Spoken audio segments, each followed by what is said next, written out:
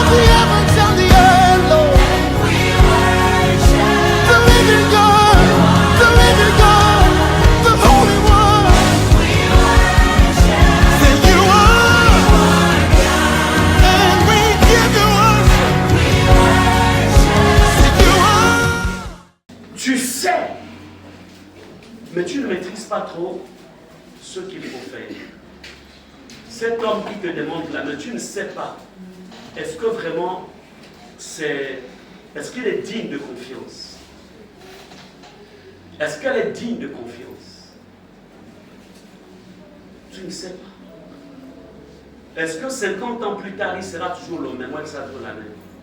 Est-ce que tu ne sais pas? En fait, on va vers l'inconnu. Mais si c'est avec l'aide du Saint-Esprit, alors vous irez jusqu'au bout et vous vieillirez ensemble. Amen. Pourquoi beaucoup de personnes vivent des déceptions dans leur vie? C'est parce qu'ils entreprennent des choses sans le Saint-Esprit. Je vous le dis en vérité, lorsqu'on est né de nouveau et qu'on s'appuie sur le Saint-Esprit, en vérité, on ne veut pas être victime des erreurs, victime des problèmes, victime des situations au point où on est même découragé, victime des tromperies. Amen. Donc comprenez que ici le Saint-Esprit, la Bible nous dit au verset 4, Barabbas et Saul envoyés par le Saint-Esprit. Donc le Saint-Esprit envoie. Il peut te dire, déplace-toi. Écoute, demain matin, va rencontrer tel homme, telle personnalité, déplace-toi, vas-y. Amen. Il peut le faire. Il dit, écoute, bon, ne bouge pas, c'est pas le bon moment. C'est pas le bon moment. Attends, je te donnerai un signal. C'est-à-dire que quand tu marches avec le Saint-Esprit, en fait, il te dirige, il te guide. Tu ne tomberas pas dans des... Je me souviens, lorsque j'étais en fin de formation en Afrique du Sud, je voulais y rester, c'est mon pays. Je voulais rester, j'avais mes plans en moi. Je monte à Libreville. Déjà, je vais trouver un petit boulot pour que parce qu'avec le student permit, donc le visa d'étudiant, tu ne peux pas travailler avec.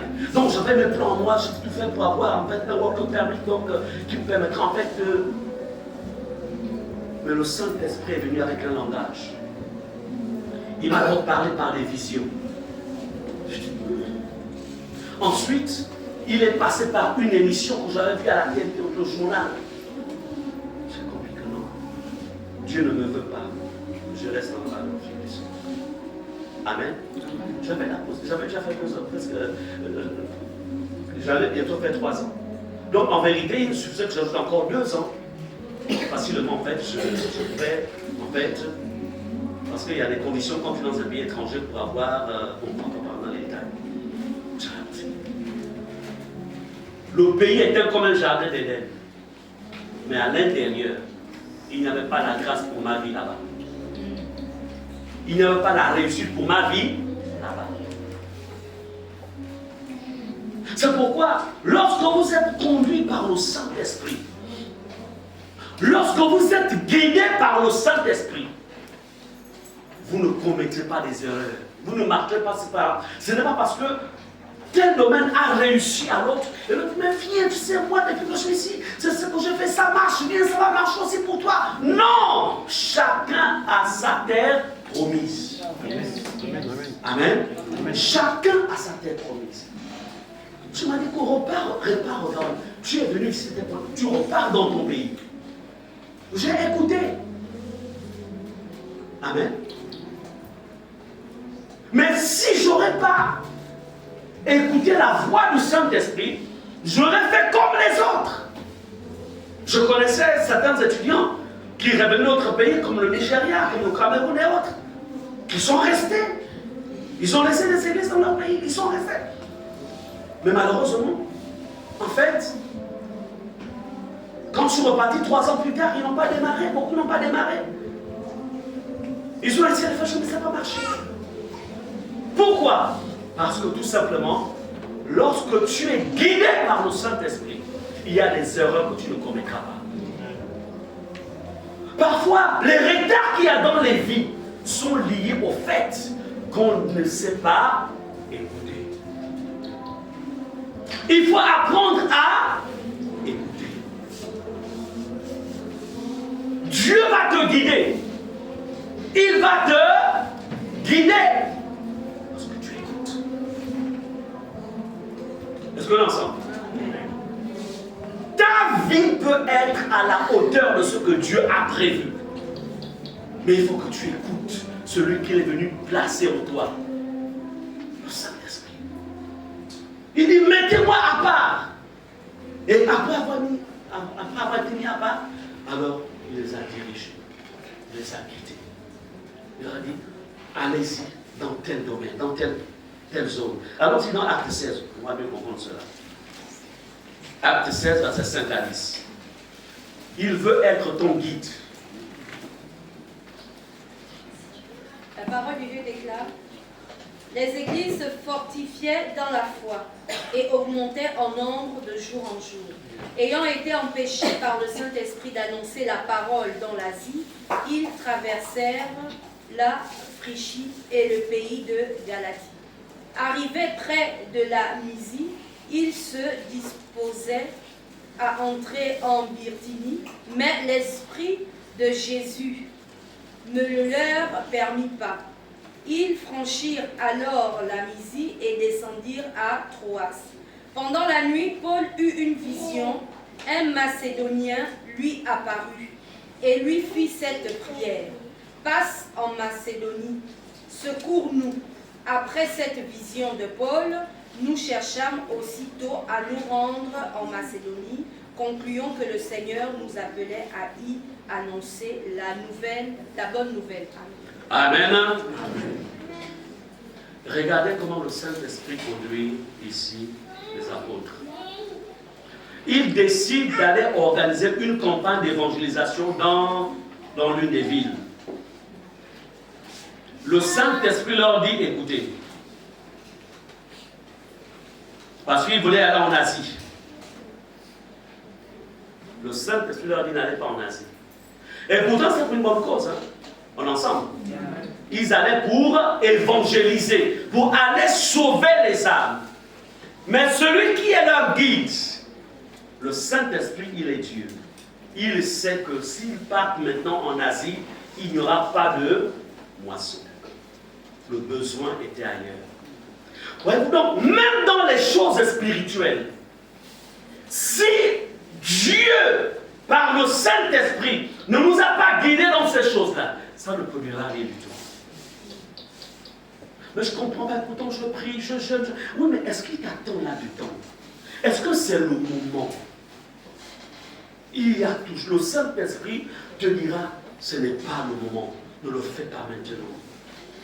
Ce n'est pas le moment d'organiser tel programme. Ce n'est pas le moment d'organiser la campagne à telle zone. Ce n'est pas le moment. Ici, le Saint-Esprit, on est ayant été empêché par le Saint-Esprit. Pourquoi? Parce que le besoin se trouvait ailleurs. Amen. Amen. Il veut être ton guide. Permets au Saint-Esprit de te guider. Ma question, dans tout ce que j'ai dit, où est-ce que tu en es avec la direction du Saint-Esprit?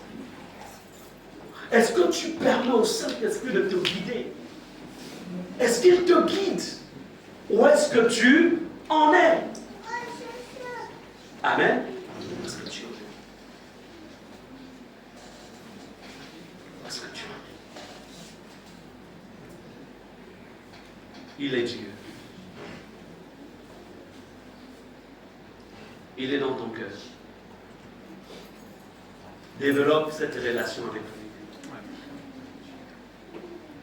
Bâtis un hôtel dans ta maison, un hôtel de prière. Un espace où tu le rencontres. Amen. Quand je dis baptise, ça ne veut pas dire que tu vas aller chercher des photos de Jésus partout. Tu vas les mettre dans un coin de la maison, voilà. C'est là où je mets maintenant Jésus. C'est pas ça que je veux dire. Jésus est dans ton cœur. Amen. On n'a pas besoin d'effigie de Jésus. On n'a pas besoin de représentation de Jésus. Est-ce qu'on est ensemble? Imaginons un exactement bien ici. Tu as même des visions pendant que tu es assis. Bien sapé. Ah. Ok. Alors, nous sommes le plus jeune de l'église.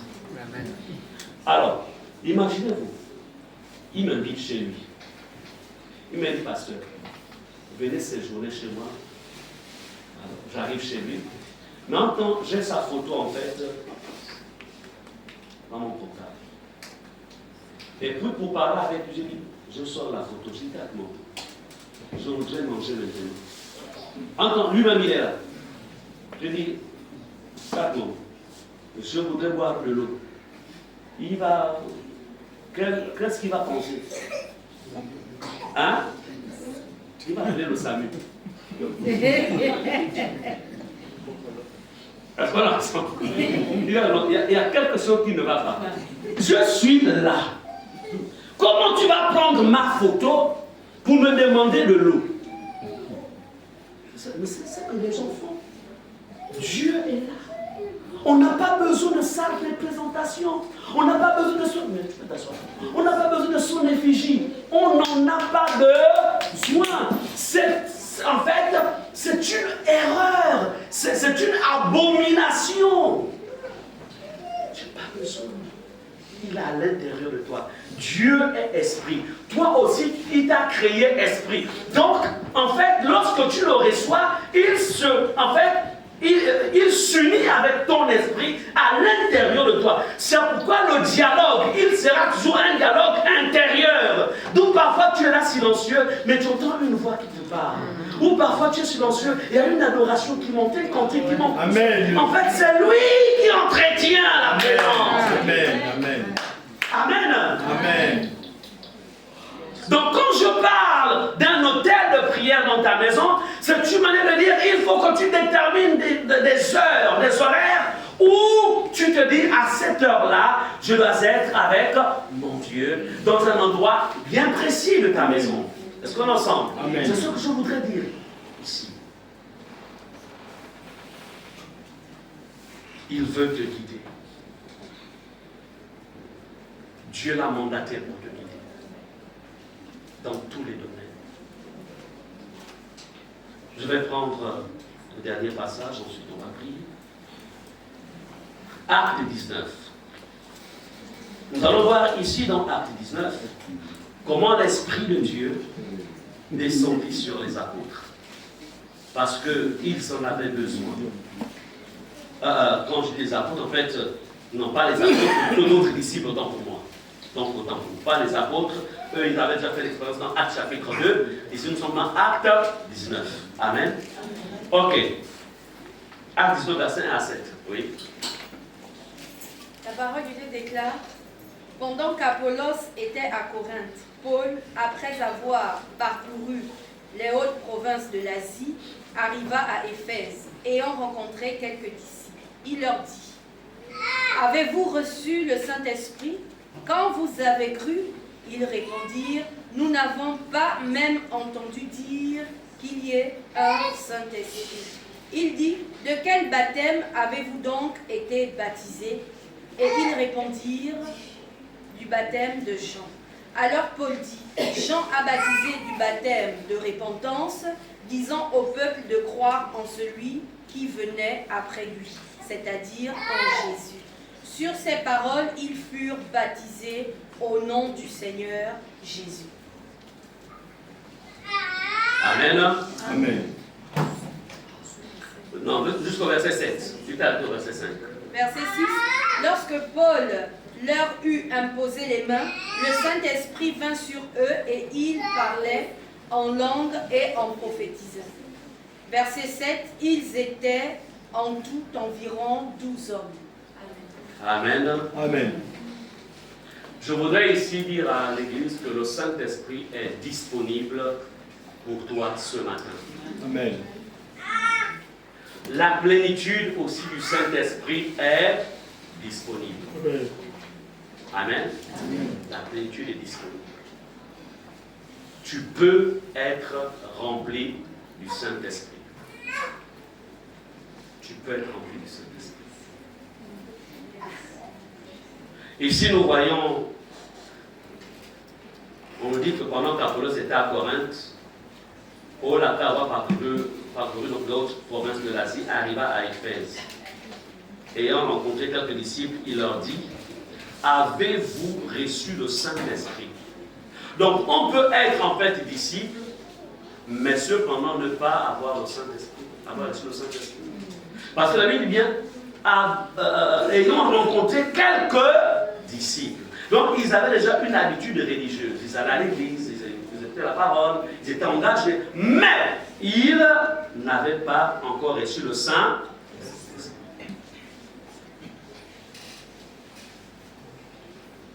Ils lui répondirent: nous n'avons pas même entendu dire qu'il y ait un Saint-Esprit. Verset 3, il dit: de quel baptême avez-vous donc été baptisés? Et ils répondirent: du baptême de Jean, c'est-à-dire le baptême d'eau. Verset 4, alors Paul dit: Jean a baptisé du baptême de repentance, disant au peuple de croire en celui qui venait après lui, c'est-à-dire en Jésus. Sur ces paroles, ils furent baptisés au nom du Seigneur Jésus. Lorsque Paul leur eut imposé les mains, le Saint-Esprit vint sur eux et ils parlaient en langue et prophétisaient. Donc lorsqu'on est baptisé du Saint-Esprit, la Bible nous dit ici qu'ils se mirent à parler en d'autres langues. C'était pas, ils ne parlaient pas en fait du pounou, ni du fon, ni du gallo ou autre langue, non, mais ils se mirent à parler en fait une langue qui n'avait rien à voir avec la langue des hommes.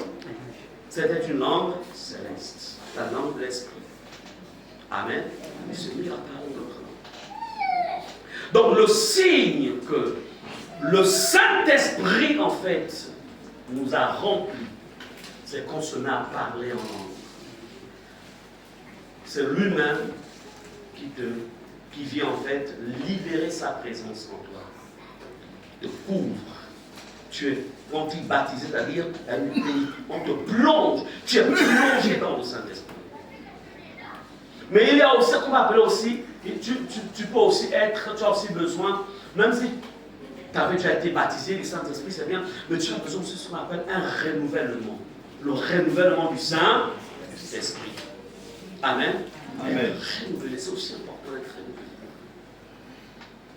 Il y a beaucoup d'enfants de Dieu qui aujourd'hui sont fatigués. Fatigués dans la prière. Certains viennent à l'église vraiment tirant le corps. Pourquoi? Parce que tout simplement, en fait, ils ont mené tellement de combats qu'aujourd'hui, en fait, beaucoup sont fatigués. Mais le Seigneur peut aussi te restaurer ce matin. Amen. Amen. La promesse. Pourquoi tout cela est possible? Parce que Jésus a payé le prix. Ne l'oubliez pas. Jésus a payé le prix. C'est un cadeau qu'il nous a fait. Amen. Tu n'as pas d'effort à fournir. La seule chose, c'est juste les dispositions de ton cœur. Avoir un cœur de foi. La foi. Amen. Amen. La foi en ce qu'il a accompli. Avoir un cœur pur. C'est-à-dire un cœur exempt de tout péché. Amen. Amen. Et qu'il nous aide. Nous allons rentrer dans la prière. J'ai besoin que les chants prennent position.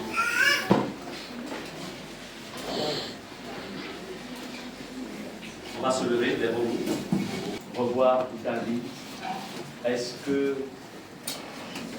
pendant ces moments, pendant que le message passait, tu sais toi-même qu'à un moment tu n'étais pas, tu n'as pas souvent été dirigé par l'Esprit de Dieu, tu n'as pas souvent été guidé, et tu peux dire: Seigneur, je viens ce matin te demander pardon parce que je n'ai pas permis au Saint-Esprit d'exercer son ministère sur ma vie. Tu peux lever ta voix pendant que les chantres nous accompagnent dans ce résonance de l'adoration liée au Saint-Esprit. Parle à ton Dieu par rapport à ce que tu as entendu comme message ce matin. Adonai, ce matin, tu nous as parlé par ton Saint-Cœur. Nous savons, Dieu, que Le Saint-Esprit vit en nous chaque jour de nos vies. Et parfois nous sommes dans l'ignorance.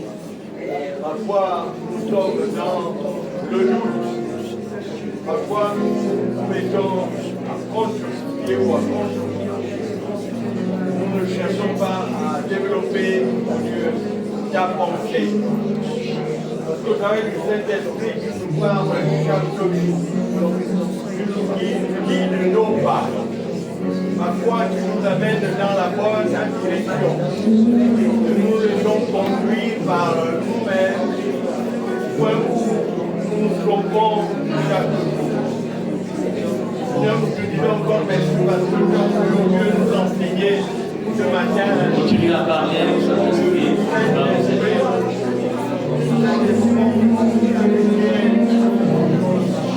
L'ombre de nous-mêmes parce que nous avons prié avec nous tous les jours de nos vies. Mon Dieu, que tu nous éclaires davantage. Mon Dieu, que tu nous enseignes. Seigneur, que nous restons attachés au Dieu, à t'apporter par nous, par la pensée. Seigneur, nous avons Dieu que par ta pensée, nous avons Dieu développé deux qualités négatives, nous enveloppent chaque jour. Même Dieu, merci parce que nous savons Dieu que tu nous connais Dieu que nous-mêmes. Et avant que nous soyons sur la terre, nous avons déjà bien rencontré.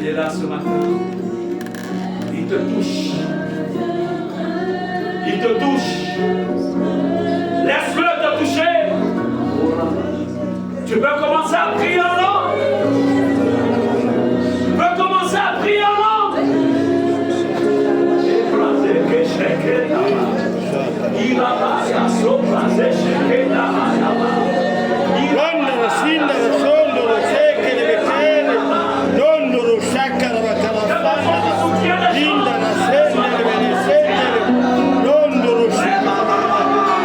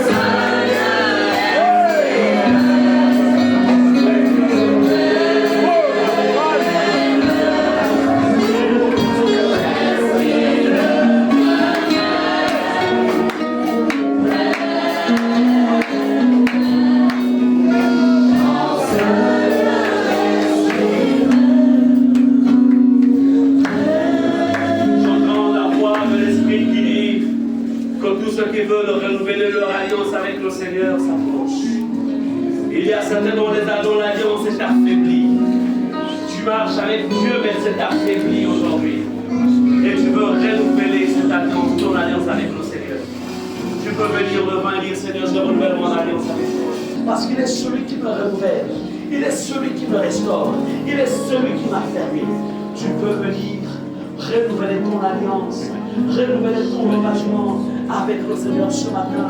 Parce que tu sais que quelque part, cette alliance est affaiblie. Tu ne pries plus comme tu priais avant. Tu ne lis plus la Bible comme tu lisais avant. Parce que tout simplement, c'est l'ennemi qui agit. C'est l'ennemi qui t'attaque. Et c'est le temps pour toi de te dire, oh Seigneur, j'ai besoin de toi. C'est le temps pour toi de venir rechercher la restauration. Tu ne te rapproches pas de l'homme. C'est Dieu qui t'appelle. Parce qu'il sait exactement les combats que tu vis chez toi. Il sait exactement que c'est le temps favorable. Il sait exactement que c'est le temps de ta restauration. Il sait exactement que c'est le temps de ta bénédiction. Il sait exactement qu'il y a assez de grâce ce matin. Oh sérieux, il y a assez de grâce. Il y a assez de grâce. Tu ne peux pas rester là où tu es. Tu ne peux pas rester alors qu'il t'appelle. Il sait.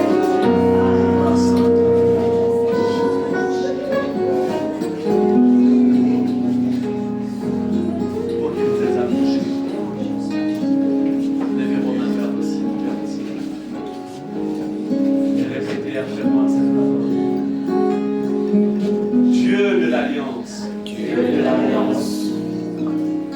en ce jour solennel, je viens à toi, et te dis, je prends l'engagement de renouveler mon alliance avec toi.